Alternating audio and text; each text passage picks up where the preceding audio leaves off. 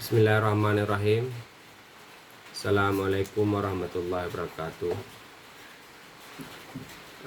Kali ini kita akan berdiskusi tentang signifikansi meneliti pemikiran daripada Mula Sadra.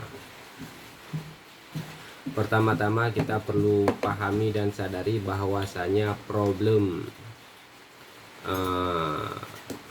salah satu problem besar yang sedang dialami oleh masyarakat Indonesia adalah krisis intelektualitas. Salah satu dampak daripada krisis ini adalah munculnya banyak hoax dan orang-orang pada percaya dengan hoax-hoax yang ada.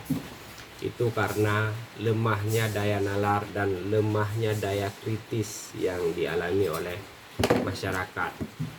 Solusinya adalah dengan mempelajari ilmu-ilmu rasional, khususnya ilmu logika.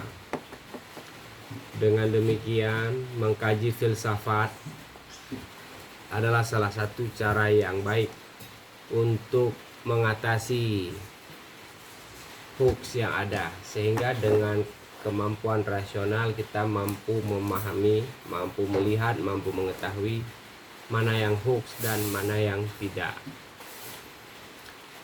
Selanjutnya, dari tradisi-tradisi filsafat yang ada, filsafat Mula Sadra itu merupakan sebuah sintesa daripada berbagai pemikiran filsafat sebelumnya. Kita tahu bahwasanya dalam filsafat Islam itu ada al-hikmah, al-masyaiyah, yang nama besarnya adalah pada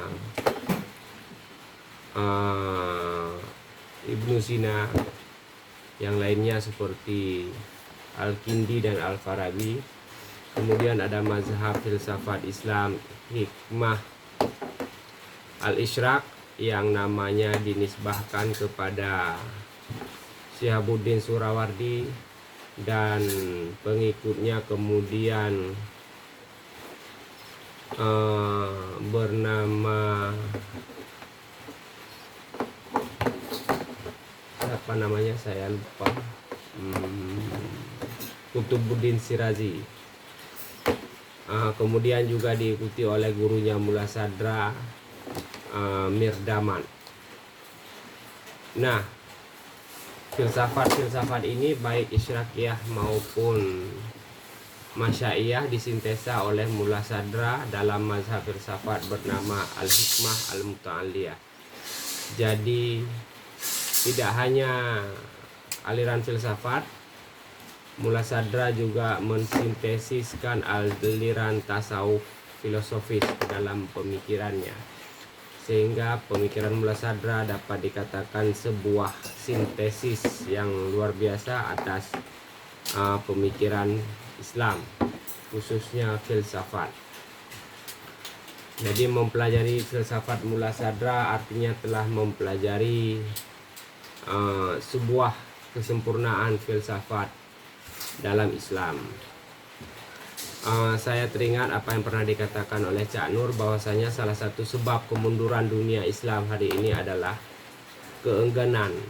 Kemunduran ini khususnya dalam bidang ilmu pengetahuan dan pemikiran, yaitu salah satunya karena keengganan kita mempelajari khazanah dari Persia, khazanah ilmu pengetahuan.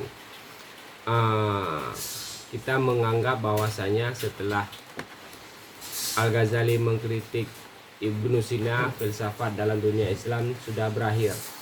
Padahal pada masa-masa itulah di dunia Persia itu perkembangan pemikiran malah menjadi sangat maju, yang mana para pemikir besar itu terus-menerus hadir. Nah, dari semangat filsafat Mula Sadra ini kita dapat mempelajari bahwasanya untuk memajukan sebuah peradaban. Kita bisa mengambil inspirasi daripada cara hidupnya Mullah Sadra ini, yaitu bagaimana dia mampu mensintesis berbagai aliran pemikiran sebelumnya, yang mana inspirasi ini dapat kita ambil bahwasanya bagaimana perkembangan ilmu pengetahuan yang ada hari ini itu harus mampu kita serap dengan baik, sekaligus kita mampu memfilternya dengan baik, menyaringnya dengan baik, mana yang sesuai dengan tradisi, dengan orientasi kehidupan, visi hidup bangsa kita, itu kita ambil, dan mana yang tidak itu yang kita tinggalkan.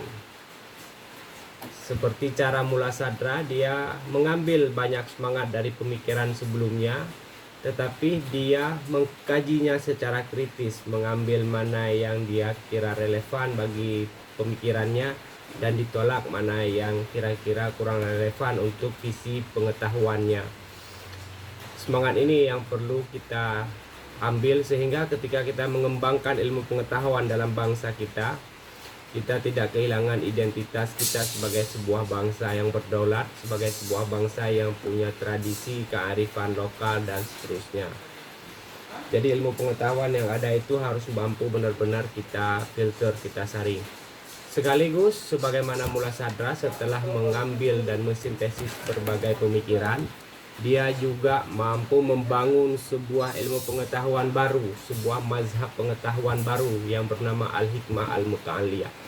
Kita juga sebagai sebuah bangsa yang berdaulat, yang punya visi orientasi ilmu pengetahuan, bisa mengambil ilmu pengetahuan dari berbagai khazanah yang ada di dunia. Sekaligus kita juga harus mampu memfilter dan mensintesisnya, serta yang penting adalah membangun sebuah identitas ilmu pengetahuan yang dianya itu sesuai dengan tradisi bangsa kita.